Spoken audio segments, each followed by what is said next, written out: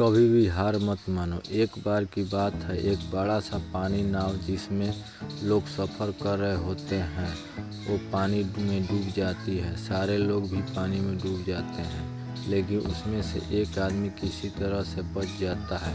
वो अपनी जान बचाते बचाते किसी तरह एक टापू पर पहुंच जाता है। टापू बिल्कुल ही सूना होता है, जहाँ पर और कोई भी नहीं होता है। वो इंसान भगवान को कोसने लगता है कि उसने इसके साथ ऐसा क्यों किया। फिर वो उस टापू के किनारे काफ़ी दिनों तक बैठा रहा, इसी आस में कि शायद उसे कोई बचाने के लिए आ जाए। लेकिन 4 महीने बीत जाने पर भी उसे बचाने के लिए कोई नहीं आया। वो अपने बच्चे की उम्मीद पूरी तरह छोड़ दिया था। वो फिर जंगल में जाता है और कुछ लकड़ियाँ इकट्ठा करता है, जिसमें वो अपने के लिए छोटा सा घर बनाता है जिसमें कि वो रह सके। वो आदमी पेड़ों के फलों में तोड़कर मछलियों को पकड़कर अपना पेट भरता रहता था। ऐसा काफ़ी दिनों तक चलता रहा। उस आदमी को अब बचने का कोई रास्ता नहीं दिख रहा था। एक दिन जब वो जंगल में कुछ खाने तलाश करने के लिए गया हुआ था, तभी उसे बिजली गिरने की आवाज़ सुनाई दी। वो बिजली उसके घर के पास ही गिरी थी, इसलिए वो वापस अपने घर को देखने आया।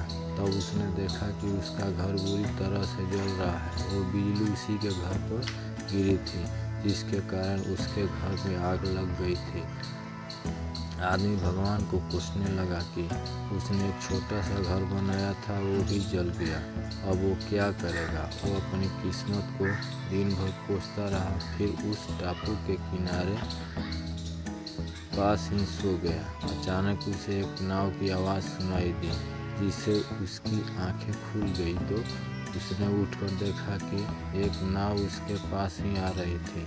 वो जोर जोर से उस नाव को मदद के लिए पुकारने लगा। उस नाव पर सवार लोगों ने उसकी आवाज़ सुन ली और उसे बचा लिया। उस आदमी ने उस लोगों को पूछा कि आपको कैसे पता लगा कि मैं यहाँ पर हूँ। तब उन्हीं से एक आदमी ने जवाब दिया कि हमने आपका धुएं का इशारा देखा था, जिसे देखकर हम आपके पास आए हैं। तब वो आदमी सोच में पड़ गया कि उसने तो उन्हें कोई इशारा नहीं दिया था।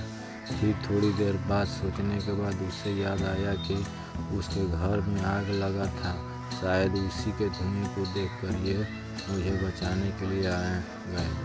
ये सब जानकर वो बहुत खुश हुआ और भगवान को शुक्रिया अदा किया।